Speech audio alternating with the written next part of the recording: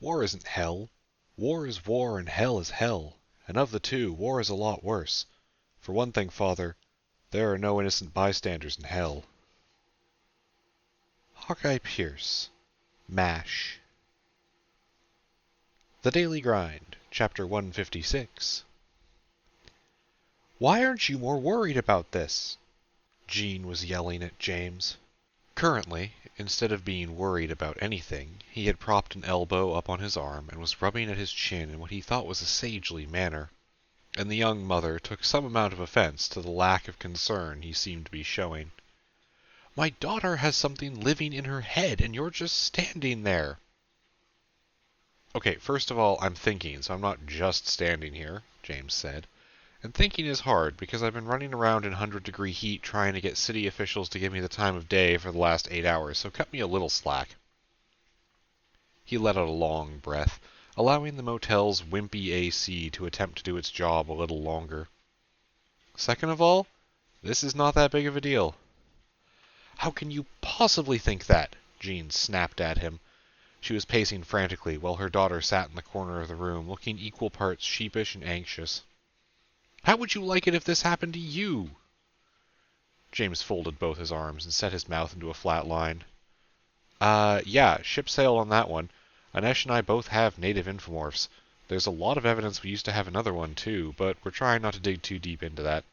Half of my organization is friends with at least one infomorph in a similar way to your daughter. I understand why you're worried here, but this isn't a parasitic thing. But you can't be sure. Of course not. That's why we ask, James said, trying to keep his voice calm. There's usually some pretty obvious signs if a compulsion or memeplex is keeping a person from talking about a specific subject. It's why I asked Ava a bunch of random questions when we got here. It's pretty clear that she's in control. James paused, and then raised a finger to make a follow-up point. I mean, insofar as anyone under the age of 25 is ever in control of themselves. Hey! Ava didn't know exactly what that meant, but she understood that she was being made fun of. Jean wasn't convinced, though. And why didn't she tell me then? How come? She never keeps secrets, but this she kept from me for months? Didn't you talk to her? James looked confused. The infomorph obviously got hurt by people knowing about it for a while, maybe even still. I'd never seen that before, but it's not outside what's easily possible. Ava didn't want to hurt her friend. It's why I asked Anesh to wait outside. Not everyone needs to know about the infomorph to learn from it. He glanced over at Ava. That's why I'm using terms like it or the infomorph. More general language might be less likely to cause harm. And you don't think it's creepy that this one has emotionally blackmailed my daughter into not talking about itself? Jean crossed her arms and glared at James. I mean, it's not a good look, I admit. If this infomorph were a human adult, that would be a red flag the size of Montana. But it looks like what's happening here is more about survival than manipulation. James kept himself from shrugging, not wanting to seem too casual. You asked my opinion, and sadly, I'm somehow the only known expert on this stuff, and that's my call. It's fine. Ava's safe. Probably safer than any other kid on the planet. I don't think you understand. James leaned against the door and stared down at his shoes. I don't think you get how devastating an infomorph can be. If they're hostile, I mean, what Ava has as her friend/sister is roughly on par with someone carrying around a rocket launcher all the time. Humans don't have a defense against that. We're just screwed. And somehow Ava does. It sounds like, from what she shared with you, that the only reason you snapped out of that walking trance was because of her friend. So I'm just supposed to be grateful that there's some kind of snake thing that came from nowhere and no one understands, living in my kid's head?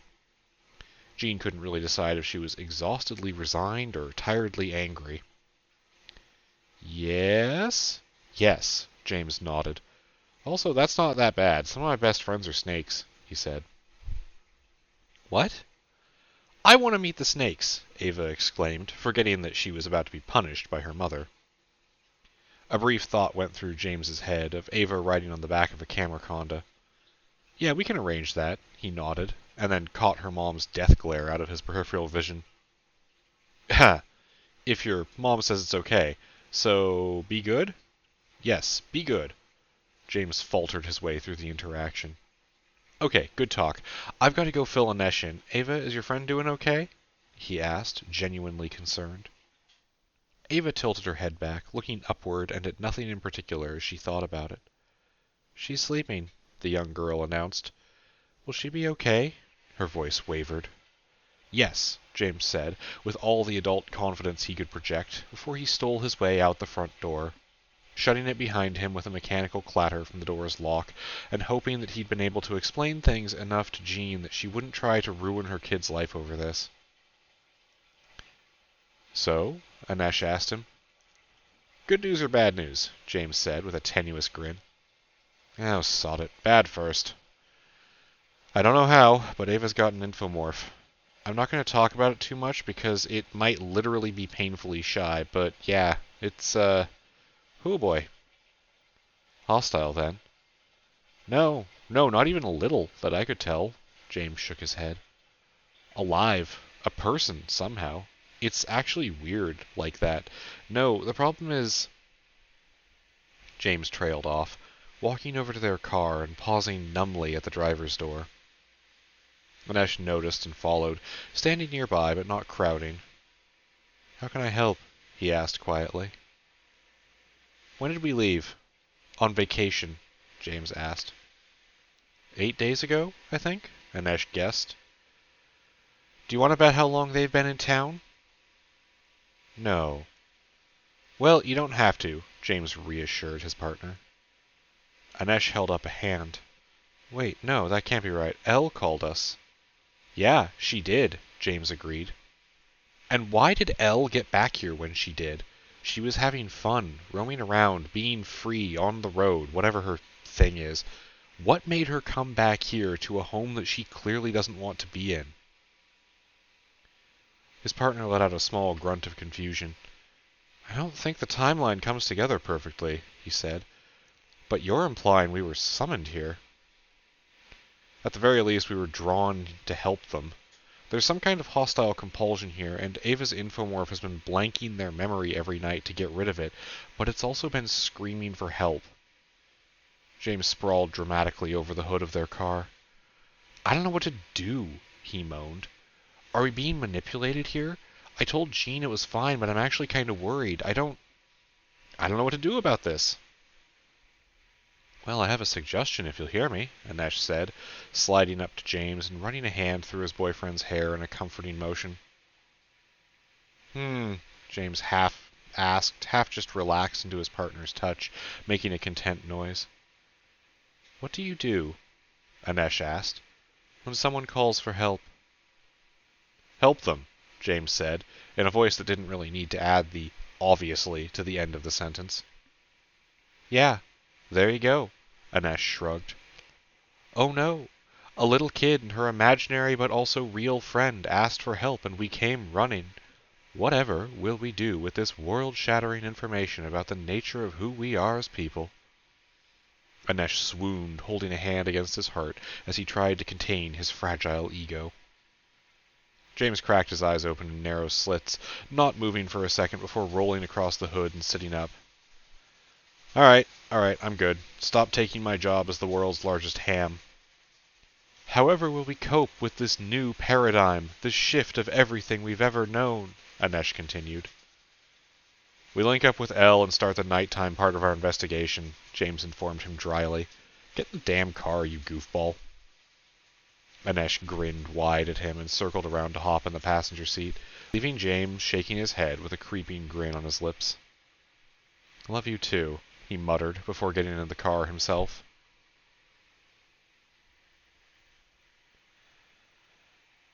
Operation Figure This Shit Out Evening Edition was in full swing, which on a practical level meant that they'd met up with Elle, who was taking them on a tour of where the local delinquents hung out.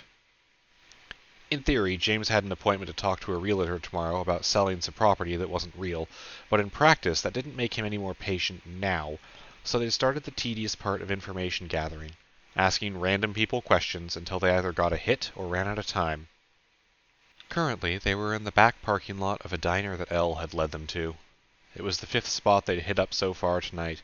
The diner oozed a feeling of disrepair and quiet apathy, which was pretty appropriate for a Denny's. James hadn't actually known that Denny's still existed since the last one near him had closed years ago, and he assumed that was part of something larger. But this establishment, just like the one that existed in his own younger years, was the perfect place for late teens, early 20s kids to hang out in the evening. It was, James knew from experience, a hard age to be. You were supposed to be an adult now, but no one had dropped off the manual that explained what that meant. And for a lot of people, spending late nights with your friends, splitting a plate of not very good French fries, and talking about anything at all was a great distraction, and an even better way to hone yourself into someone a little more mature. It also made it a convenient place to locate a collection of exactly the kind of people who poked their noses into unexpected places and turned over strange secrets. "Hey," James introduced himself to the small crowd of 10 or so young adults clustered around a few cars. They'd waited nearby long enough to know that they were waiting for a couple friends to show up, but James didn't feel like he needed to snoop on them any longer before making an introduction. "You guys mind if I ask you some questions?" He pitched his voice perhaps a little too far toward authority, judging by the handful of muffled swear words from the group. "You the cops?" one of them asked him. The kid had a voice that sounded too deep for his young age and towered about a foot over James in height, but he didn't have that aura of being in control of the situation. He was nervous. They were all nervous. James glanced back and forth behind him between Elle and Anesh, raising his eyebrows in the pale evening light. "Yes," Anesh said. "No," Elle said simultaneously. James nodded and looked back, deciding to go with a different route. "I could impersonate the FBI if you want me to, but nah, I just got a few weird questions about this town." "Impersonate?" "Daryl, shut up," one particularly smart girl in the group said. "Don't talk to the cops, remember?" "I'm seriously not the police," James said, though he was largely ignored as the friend group devolved into what felt like a well-trodden internal argument. "Guys," he added, waiting patiently. "This is my fault," Elle nodded to herself, shooting a glance at Anesh. "I should have known better than to trust college kids to be useful." "It was a noble attempt," Anesh told her. "Maybe the next group will do better." James wasn't ready to give up, though. "Hey!" His shout cut off the discussion with a sudden nervous silence.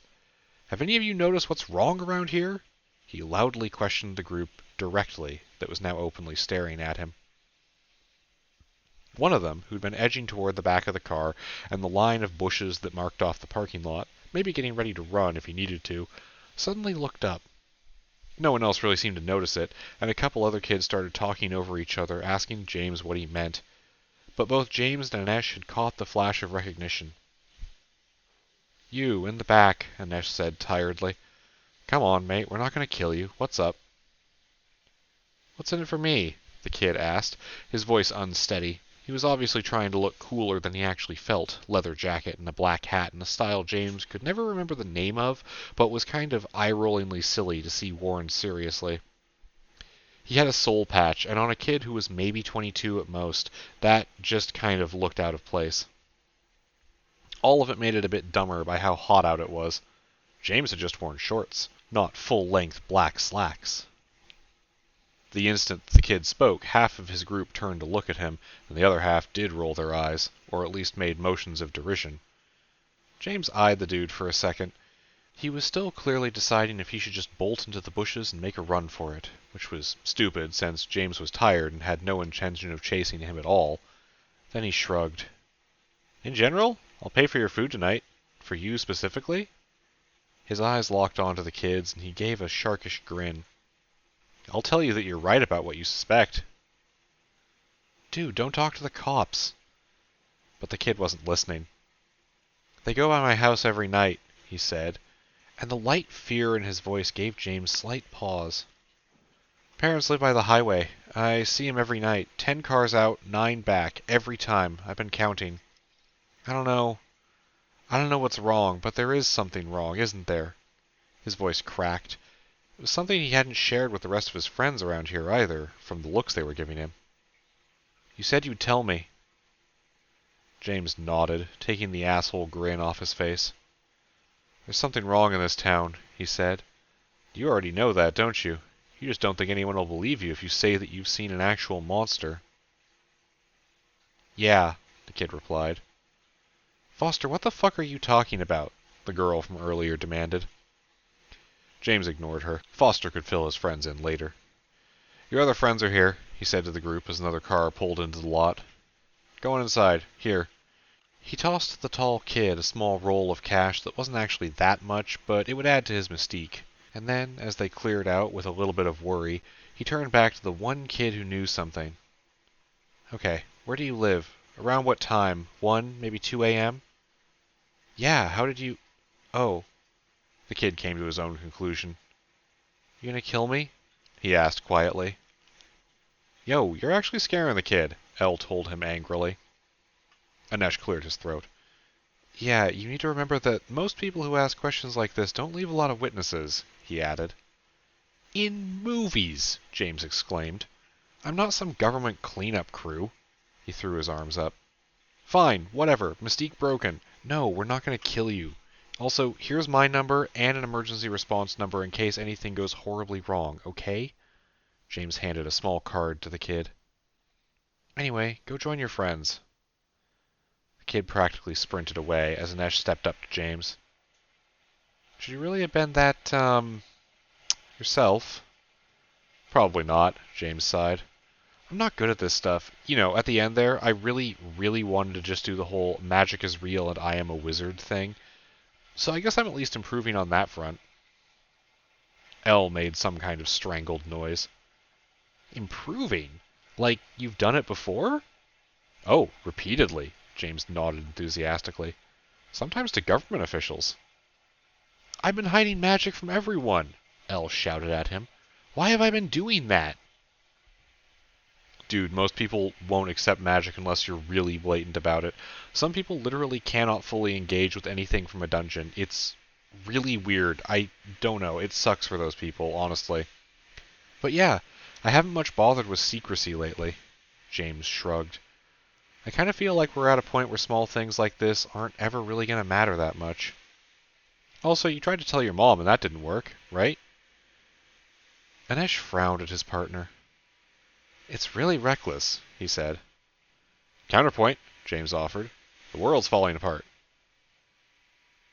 There was a pause. And? Elle asked tentatively. And that's his whole point, Anesh said. Okay, we've got one lead. Where next? What, you don't want to go check that out? Elle asked, pointing to the notepad that James had written the address on. It's kind of huge, isn't it? James shook his head, running a hand through his hair in an idle motion. If I've learned one thing from all this, it's that more information is always better earlier. Shocking last-minute revelations are great and all, but actually knowing what's going on before doing anything lets us plan around that, instead of flailing as we react. He took a deep breath, enjoying the fresh air. If there was one perk of there being basically no one around, it was that there wasn't as much lingering scent of gasoline in the air. So, we check out the rest of the places on your little list, then we go talk to any employees that are working late who might have noticed something. Normally, we'd also talk to hotel desk clerks, but there's exactly one open motel in this city, and we're in it, and it kinda sucks. James shrugged as he opened his car door. We might hear the same thing multiple times, but whatever, that just helps us sort out what's accurate, and then we can start to put the big picture together. I'm just saying, the big picture sounds like there's some kind of weird cult sacrificing people to the dungeon, Elle muttered.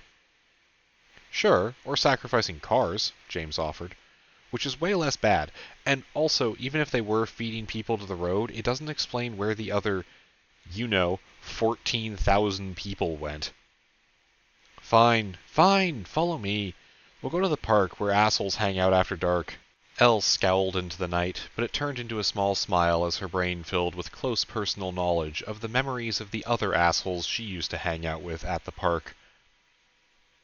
I swear to God, if someone gets eaten by a car while we're fucking around, I'm going to be mad at you, she said, slamming her driver's door shut with a bang. There were no assholes in the park, unfortunately, nor at the hookah lounge that Elle led them to next, which had closed down at some point.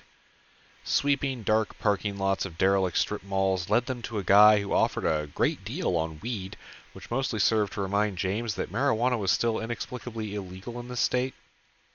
He traded the guy 2 thermoses full of iced wisdom coffee for any information on anything that felt weird in the city, which got them a rumor that was going around about ghostly speed bumps, or speed bumps the city was installing in the dead of night. He also said James wasn't the first person to ask about that, which was a little worrying, but he also wouldn't explain further. They followed up on that, and 2 hours later, closing in on midnight, James got a sudden shift in tone from the cashier at the all-night convenience store. "Yeah, there's someone out there moving 'em," the old man told him. The dude had scraggly hair and more tattoos than he had original teeth, but when he started talking it was like his voice was liquid gold. But no level of soothing tone could mask the obvious worry he felt. "Never seen him, but he's there. Called the cops once, but the pigs won't even come out. They say I'm seeing things." "Are you?" James asked, earnestly. The old man laughed, a warm belly laugh. I've been strung out a few times, you know." He gave James an appraising eye. "But not this one, brother. He's out there, and there's something wrong with him." He tapped the plexiglass countertop, obviously not indicating the lottery tickets on display. "Got a sawn-off under here if he ever comes in. Don't like the feel of him one bit. The road moves whenever he's nearby.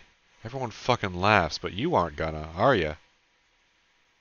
James gave him a card with a pair of numbers on it, and collected the candy bar he'd paid for before heading back out to the parking lot. "Speed bumps aren't the only thing that came out of the route," he told the other two as he bit into the wafer. He paused and glared at the candy in his hands. It was the first candy he'd paid for in a while, and he decided he didn't like it. "There's something that the clerk there at least thinks is person-shaped, and the speed bumps are moving around it. Might be following it, or it might be actually controlling them." "Okay, that's a problem," El said. "We need to kill that." "Do we?" Anesh asked. "No, she's right this time." James shot a nod at El. "The speed bumps are probably something close to what we'd call yellow life, but if they're dancing to someone else's tune, we've seen things that do that." Anesh grimaced. "Greens, the puppets, eh?" "Yeah," James agreed grimly. "And that means the dungeon is up to something.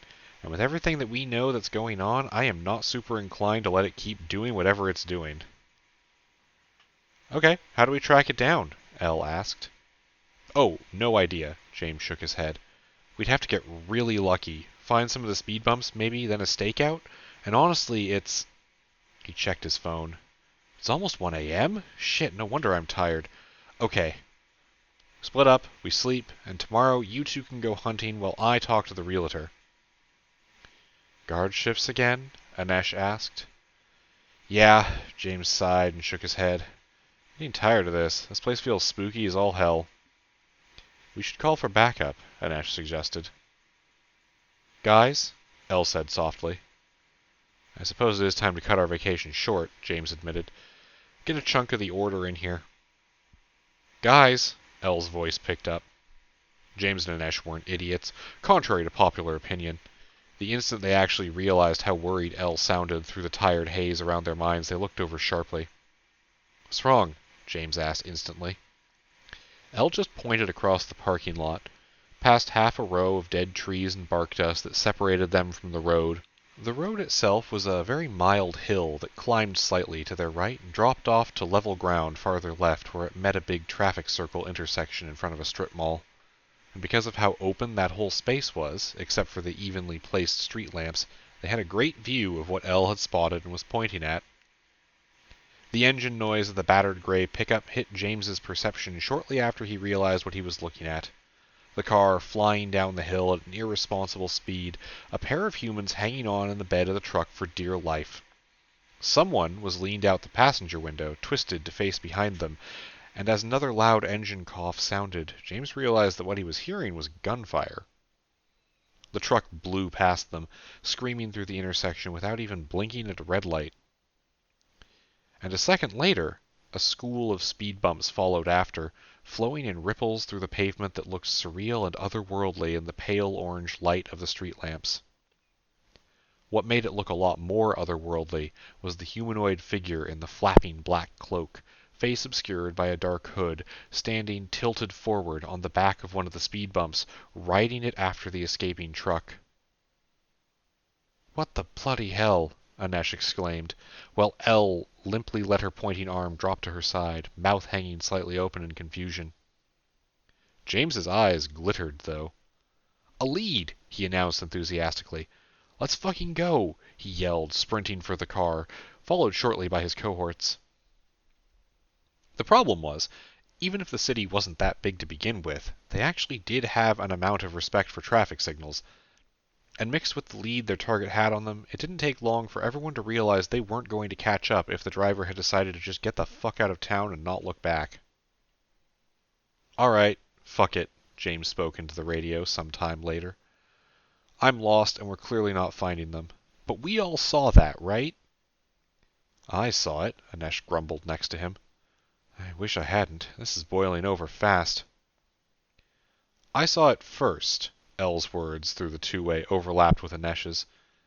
"Anyone got a good explanation for it? 'Cause that was fucked up." "I don't have anything," James admitted. "It's inconsistent with the dungeon's behavior, so either we're missing a major piece of this puzzle, or there's someone else fucking around here. Over."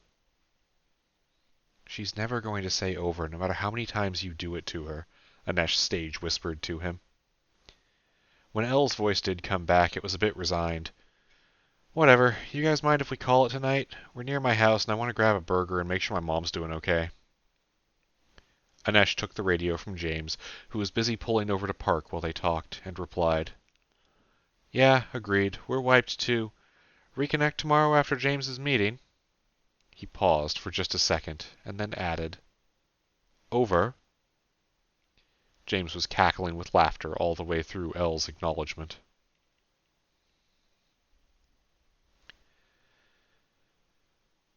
The next day dawned. No one had answered their texts back to the order. James tried calling and got a busy signal. According to Jean, she hadn't been able to call her family either. James had politely excused himself to the bathroom of the Waffle House they were eating at, and had screamed into his coat for a few minutes. Then he'd come back calmly and asked Anesh to look into that while he went and talked to a realtor. They'd finished breakfast, politely asked the waitress for a small dish of water so Rufus and Ganesh could wash the syrup off their faces, and tipped with $1,000 in a small yellow orb. On the way back to the motel, Ava had asked them what the orbs were. James, happy to have his mind taken off things, had explained, and capped off his rambling, tangent-filled monologue by asking if she wanted to try one. He also offered one to Jean, and he had done the "if your mom says it's okay" routine to cover his bases. Surprisingly, she did say it was okay, having loosened up a little since yesterday. James handed them a couple of orbs from his coat pockets. Ava got a rank in meteorology and global weather pattern recognition. Her mom got a rank in formatting recipe books. James explained this was about normal, and then for the rest of the walk there was a conversation on how he was using the word normal wrong. Elle met them at the door to their motel to complain about her phone being broken. After that, she got to the point and filled them in. Last night she had gone to a drive-thru after splitting up, and she'd asked the staff, offhandedly, if they'd noticed anything weird. She had also gotten a "you're the second person to ask that" from them, except this time they had a description for her. Some blonde kid wearing armor. Elle had made a comment about a bulletproof vest and had been corrected. Some blonde kid wearing plate mail. James tried to assign Elle to deal with that, but she waved him off. She was meeting up with a friend today. He tried to assign Anesh to that, but Anesh was already busy. Jean said she could try, but James wasn't sure he wanted an unarmed, untrained, barely initiated civilian getting into a potentially dangerous situation. Jean had glared at him and demanded that he arm her then. So she got James's spare handgun, a long-range radio, Ganesh, and instructions to run like hell if anything seemed even slightly suspicious. Then she assigned herself to asking questions around town, while James had to rush to not be late for a meeting.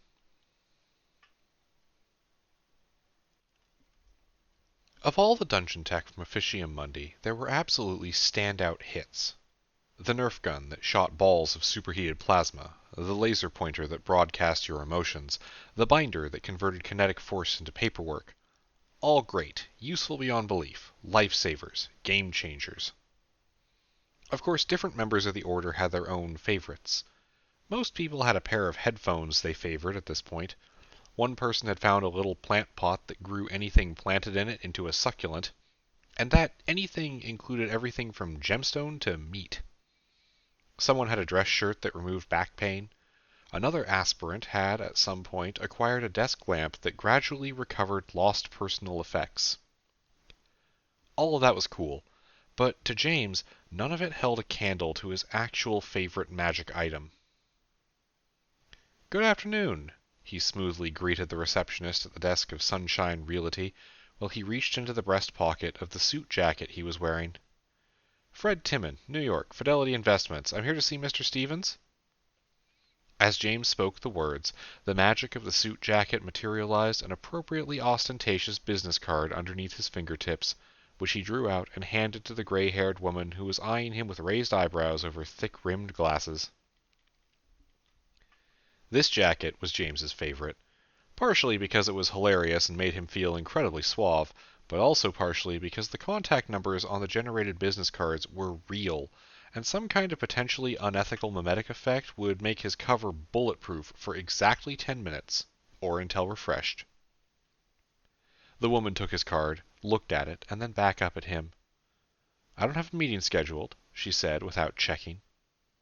"Oh, I know," James told her with a brash smile. Here, finally, the half-dozen business etiquette orbs he had could kick in and do their dark work. "Y'all wouldn't even pencil me in, but I've got a deal Stevens is going to want to hear, and playing hard to get is only going to work for so long." He smiled again and leaned on the desk. "Also, I couldn't call. All your phones are down." "Someone ran into a cell tower," an angry man's voice cut across the office's chilled air. "I told you yesterday we're not looking to hire anyone." "Hire me?" James's persona tilted his head back and laughed deeply. "I'm not looking for a job," he told the man. "I'm here to offer you a deal." Mark Stevens was a cautious man most days, and something about the grin James was giving him put him off. It seemed a little too smooth. But then, this was supposed to be some jackass from a big city who probably thought he could just stroll in here and buy the place. If there was one thing Stevens wanted, it was a chance to shove it in this guy's face. "You got 10 minutes. Step into my office," he said, with his own rude grin splitting his face under his salt and pepper mustache. James laughed to himself internally. This had worked on the first realtor he'd talked to also. Once you got the trick down, it was almost too easy. "This must be how JP feels all the time," he muttered to himself, riding high on a feeling of social invulnerability as he stepped into Stevens' office. "Okay." The middle-aged man dropped heavily into a swivel chair and didn't offer a seat to James. "What do you want?" "A certain industrial corporation is looking for a large portion of land to develop," James said, purposefully vague. "They don't just want to build factories, though. They need space for workers, services, the whole thing. Company town in all but name. We're looking to buy out as much of this hamlet as possible, and it seems, Mr. Stevens, that you already own a fair chunk of it." "So what if I do?" "Well, then I've got an early offer for you that I think you'll find very lucrative," James said with his slimy tone. "After all, whoever sells first is going to get the best offer." Stevens was pretending to read something on his computer while playing solitaire. "I'm afraid you got the wrong guy," he said. "Not sure what you've heard, but I won't be selling to you." "Oh, interesting. Your peers in town all pointed to you as owning the largest share. Just thought we'd give you the opening offer," James said, standing from the uncomfortable chair he'd occupied anyway and dusting his coat off. "Well," he trailed off, turning and idly moving for the door. "Take the bait," James thought to himself. "Tell me something you shouldn't." "Hang on." Stephen's voice was a little more panicked than it should have been, giving away just a slight amount. "What did you hear?" James turned, face neutral.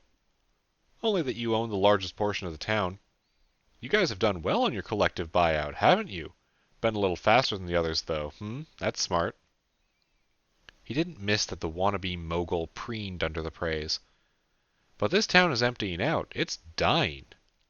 And this time, James didn't miss that the man flinched at the word choice. Property with no one to rent to? You're not going to make a profit on that. But I'm offering you an escape plan, call it. Sell to us everything you got. Get a good deal. You can retire and never have to worry about money again. How about it?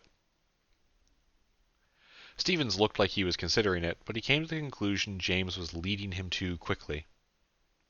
You'll use my properties to pressure the others to sell, he said, pointing a meaty finger at James. Sure will, James admitted. But what do you care? You'll already be rich. I play poker with my peers. He put on a nasal, mocking tone for the words as he threw them back at James. You're asking me to betray my friends. They'll still get paid if they've done their jobs, James said, going with the flow of conversation. He'd fully immersed himself in the role now, and something in the back of his mind told him that Stevens was just a half step away from telling him something. Besides, even if you call it betrayal, one of you has to sell first. Why not you? And James could practically see the gears turning as the man in front of him put together the puzzle that he had been offered. This guy wasn't stupid, and that's why it was a surprise when he came to a conclusion rapidly and firmly. No, he growled at James. None of us will be selling to you, Mr. Timon. Get out of our town. James raised his eyebrows, but didn't say anything. None of them? Their town? Well, wasn't that interesting? The rest of the short conversation was insults and threats before James strutted out of the building and pulled away in what appeared to be an angry huff. The drive to the next office gave him a little bit of time to think. Everything about that interaction had been suspicious. When he'd hit up the first of the town's 4 realtors, he'd done the persona to get a foot in the door, not because they were actually suspicious, but after Stevens, he was starting to feel like there was something a lot deeper going on with these people. Their town. Their town. What kind of people bought a town for fun? If they'd been taking advantage of dungeon conditions to make some quick cash, that would be one thing. If they'd been taking advantage of people by cornering the real estate market, that would be mundane evil. Shitty, sure, but not an existential threat. But this guy made it sound like it was more than both of those. Were they dealing with a full-on dungeon cult? It looked like it was adding up that way, but James wanted to do a little more digging before he went in guns blazing. By the time he made it to his next destination, the woman who ran the office had heard he was coming. Yes, Ms. Terry is aware of you, Mr. Timon, the employee who answered the door had told him. She is uninterested in your offer. Fuck off. And then, with the door slammed in his face, James had returned to his car with a genuinely puzzled look. Way more aggressive than I was expecting, he spoke to himself, sorting out his thoughts. Either I am flagrantly misunderstanding how dedicated realtors are to each other, and this is some kind of secret guild I didn't know about, or else these guys are in deep with each other.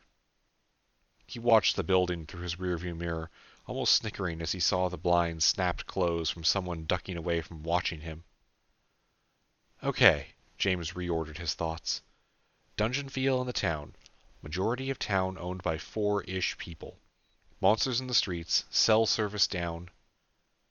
He paused, narrowed his eyes, and looked down at his hands, took a second to go over that information again, and snapped his head back up. This is some Scooby-Doo bullshit, isn't it? He barked out in the empty car. No, fuck. The guy last night even had a mysterious black cloak on. That's not fair. He slapped his steering wheel in frustration, instinctively went to text Anesh before getting the notice that he still had no service on his phone. James groaned as he hammered his head back into the seat cushion. God damn it, this is going to be so dumb, isn't it? This is just a regular criminal conspiracy using dungeon stuff. I'm almost disappointed. He shook off the feeling of exasperation. All right, one more, he muttered, and started the car. There was still one more realtor who'd been buying up cheap property, and James wasn't going to make a stupid conclusion without at least being thorough first.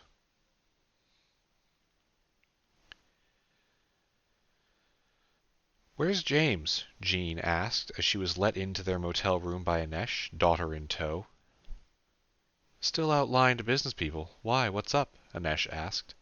Oh, also, the phone thing is weird, and I do need to keep looking into it, so I don't want to take too long. Someone left a note on my car, Jean said, handing the folded paper to Anesh.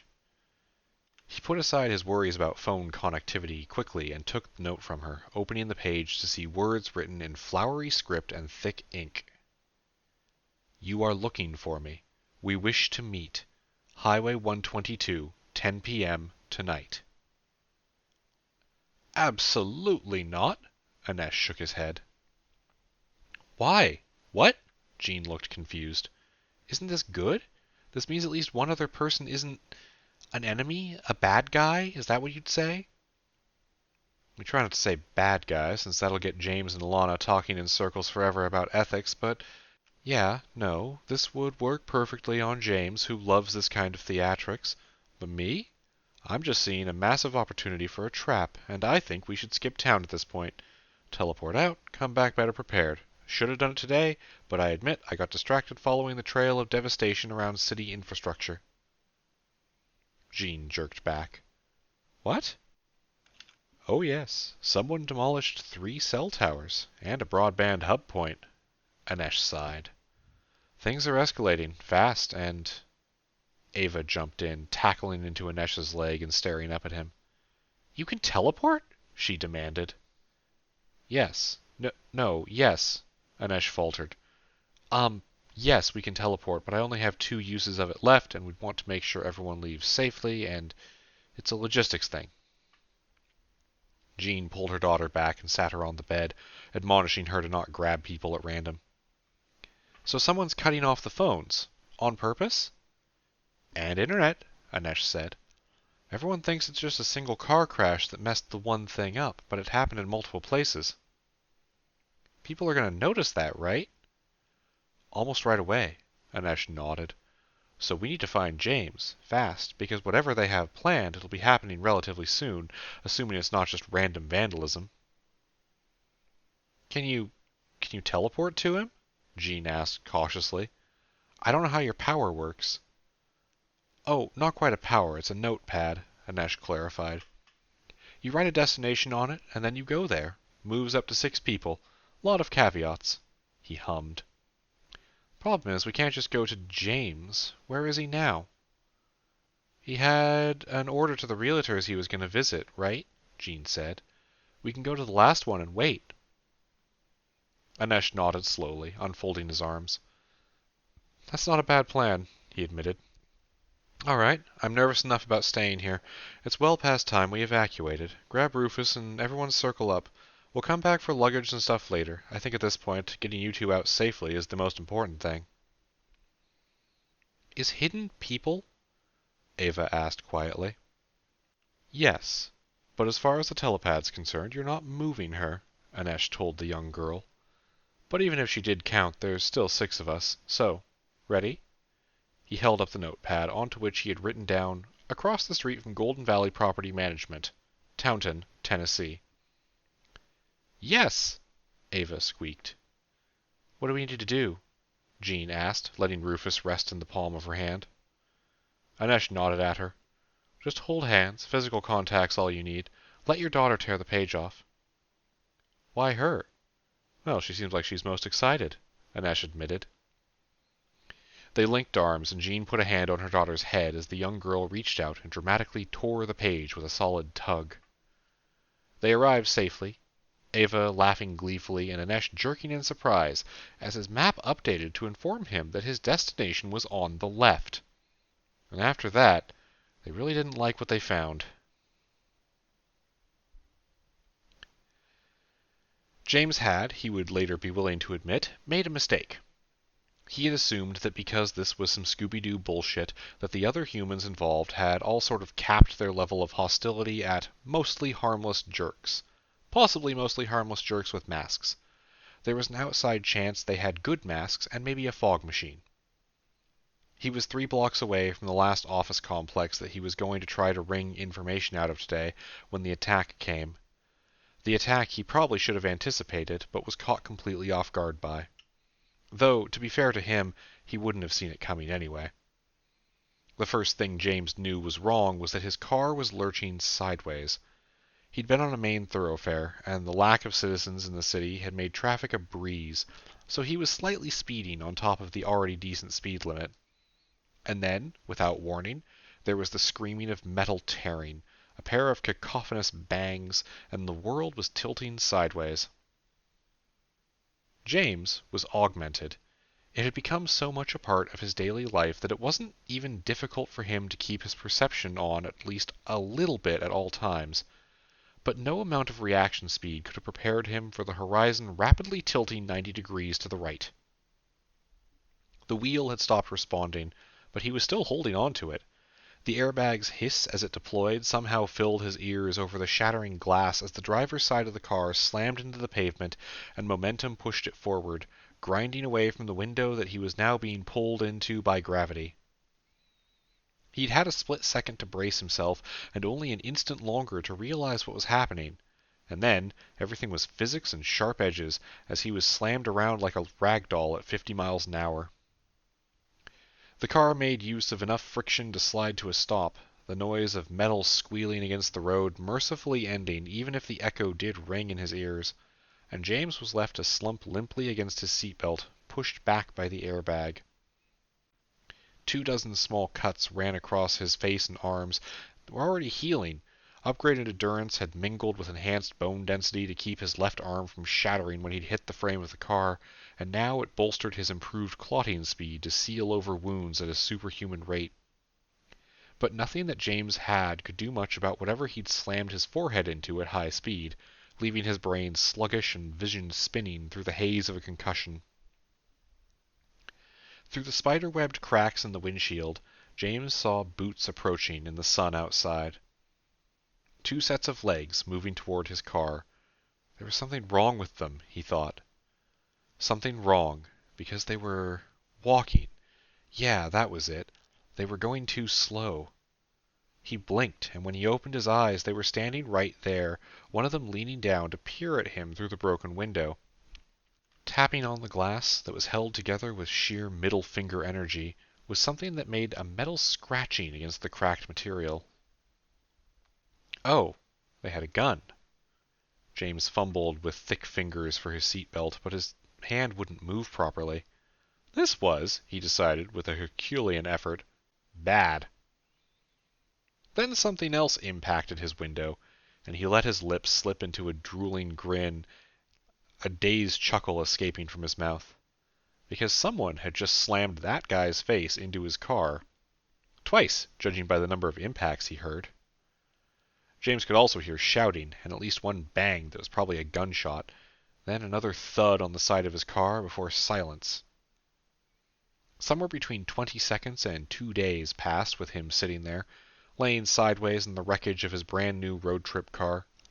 He had just figured out how to unbuckle his seatbelt and shoved away the deflating airbag when the passenger door cracked open, raining tiny shards of broken glass down on him from where it was facing the sky. The sun overhead burned his eyes as he looked up, but even through the pain, the concussion, and the distant fury at someone trying to kill him again, and now the indignity of light sensitivity, James found the energy to give a goofy grin as someone leaned down to offer him a hand up and out of his wrecked vehicle. "Oh, hey," he slurred out, tongue not obeying him properly. "I haven't seen you in a while." "Come on," Alana said, not acknowledging what he'd said at all, as she grabbed him under the shoulder and hauled him out of the wreckage. "We gotta go before this gets worse. You really pissed someone off." James didn't argue, partially because he agreed with her, but also, mostly, because he felt unconsciousness calling to him. As he slid down the undercarriage of his vehicle, the last remaining chunk of his perception noticed there were a pair of asphalt spikes driven through what used to be his driver's side wheels. Then, he also found he was a lot closer to answering that call than he'd thought. Strong arms caught him as he fell, and the last thing he knew was a strangely familiar feeling of being carried away.